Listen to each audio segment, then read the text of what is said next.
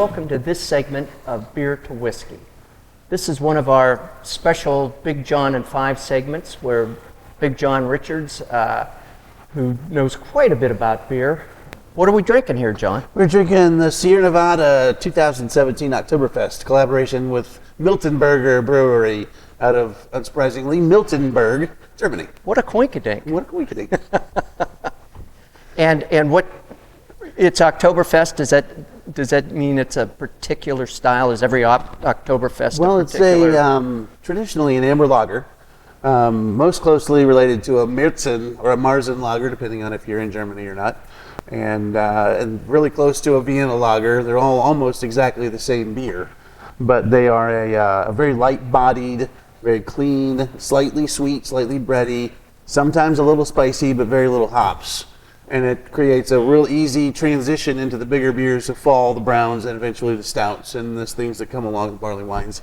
And so this is your sort of intro to fall beer, if you will. Ah, okay. And this one, they, in fact, in their brewery description, talk about how they really like the way Miltenberg interprets the classic style of Oktoberfest, which in Munich has now become a much blonder and much drier and much lighter colored and even-bodied beer than this is, reflecting a little of the, it hits the last weekend of the last 2 weeks of September, so you're really not into cold weather yet. Right. So the Munich breweries have started brewing a much lighter beer than even this, which comes off almost blonde and very dry, which doesn't, at least to me, translate to fall as much as this one does. Some of that change, you think, driven by the reality that a lot of Americans show up over there with their Miller and Bud I think so. pallets And I think that the lager revolution didn't affect just us, and the fact that we had our own race to the bottom, and I think other countries have found that large breweries are pushing a cheaper quality of beer. Although some of that's changed with the last 10 years of drinking beer. Even the big brewers have started trying to push better quality and better taste experience with their beers just by the introduction of some of these really good American craft. So where does lager fall into the tier of beers, ales and ambers? There's really just two kinds of beer in the grand scheme of things. There's lager and there's ale, and those are two different yeast strains. One ferments cold and takes a little longer, that's a lager, and one ferments warm and ferments a little faster and is a little more aggressively flavorful, if you will.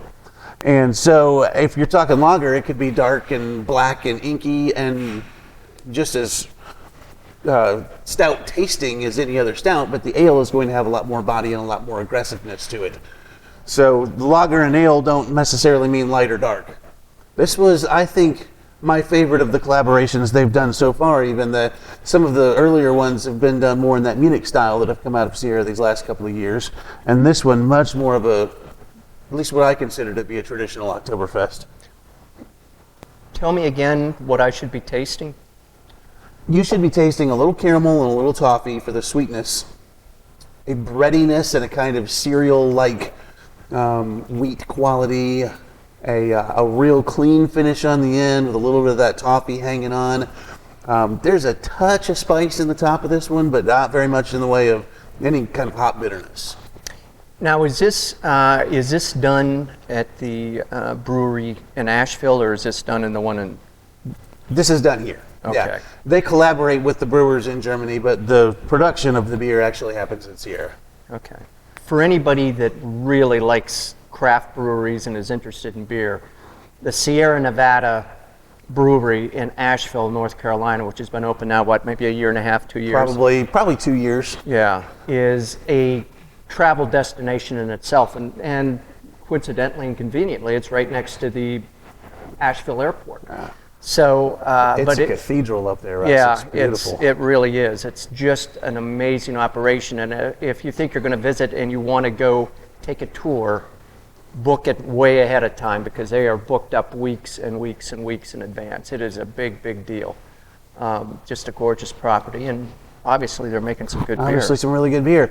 I've just recently had some friends spend some time, with on their own, just going up to Sierra Nevada without me and whatnot, and coming back with stories of how, man, my wife doesn't even like beer, but we found some beer that she loves, and the food was great, and the atmosphere is wonderful, and they're going to go back, and they want to do it again. They want to take me along, and whatever. Yeah, right. So it's like, Well, if you're going to go have beer, you're the guy that we want to take along. that's what they tell me. Unless you're paying for the beer, and then right. that's not a good plan. Financially, not a good plan. Right. Well, great. I think this was a fine choice. Thank you. I think it's a really wonderful example of the style. I think they nailed it pretty much right on the head with the color and the content and everything going on there as far as the real definition. I would have to agree. Good. Cheers. Cheers.